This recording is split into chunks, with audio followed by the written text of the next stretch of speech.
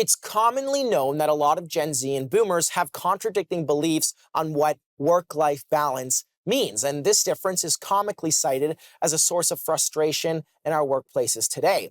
Now, on one hand, our more experienced counterparts value hard work and commitment, view work as an opportunity, and often see their career as a lifelong pursuit. My generation, on the other hand, craves flexibility, looks for ways to get things done faster, bigger, better, and feel that work should support living their best life instead of getting in the way of it. So Ruth, I'm curious, what do you think about that? And what do you think about, or what do you respect about the more traditional ways of work-life balance? Well, I think that what I admire about previous generations is that they weren't as obsessed with younger people as having a career that was their absolute passion and making sure that it was this calling. I think that a lot of people that are older than us were able to just recognize work as work. And they could go to work and come home, and those were two separate things. And I think now we have a sense of what you do for money has to be this thing that makes you feel really passionate. And I think that kind of causes people to feel burnt out because we don't necessarily have... Well, we're not always going to be happy with what we do every day. Correct, no matter what you do. Right. Exactly. Carm, I'm curious, what do you think about that? Just hearing our generation side, do you think we've progressed in a positive way with the idea of work? I think, like, I mean, with your generation, you're right. You're looking at all these different ways, and you want that perfect place and that perfect job and that perfect fun. But I agree with you in a sense that it's never gonna. It's not never. It's not always that easy. Like, you got to work, and you got to work hard to get to where you want to be and find out what you want to do. But I think a lot of time is wasted in between.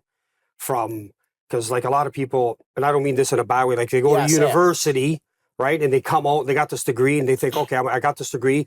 Society's told me that, I'm going to get this degree, I'm going to have a successful life and be successful. And then all of a sudden it doesn't happen that way. Right. So I'm curious, Sherry, do you think there's a happy medium that we just haven't figured out yet? Exactly. I think that's exactly it. I think that's where each generation improves upon that, right? Like this very same things that we're talking about between, your generational perspectives and our generational perspectives are the same conversations I had with my grandparents and great-grandparents. Each generation is saying, remember my grandfather, kids these days, right? You hear it, right? And we keep modifying and improving and tweaking. And I think it's awesome that we're aiming to have happier moments. But I think that, work-life balance is about that by saying we want to aim for that. Do you guys think this is, Sherry, you think we're headed in a more positive direction? Carm, you think that as well?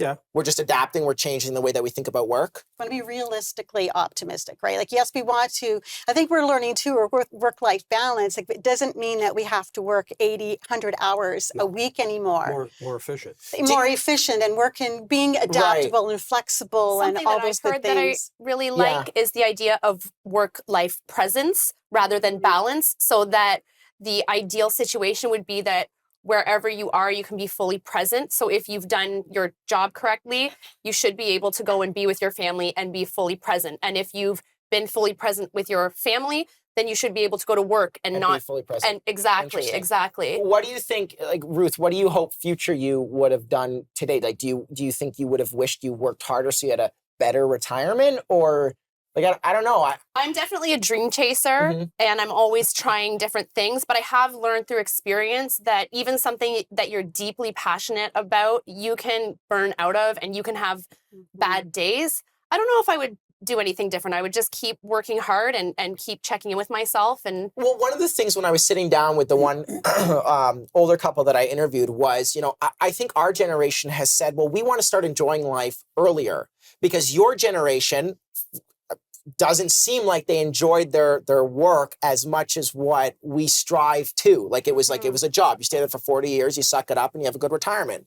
I don't know. Am I throwing blanket statements? Or I look at it as your generation has the computer, so you guys have like a big jump over the one we had. We didn't have that, right?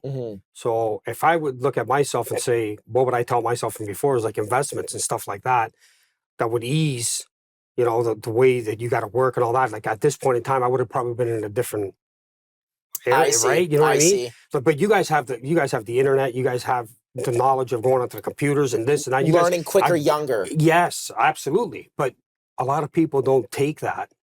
A lot of people leave it on the table, and I see it. Yeah. They just leave it on the table. That's why our generation's more behind. I got to cut you off here. We're going to get into it again. When we come back, what else should we be learning from each other? I love you, Carm.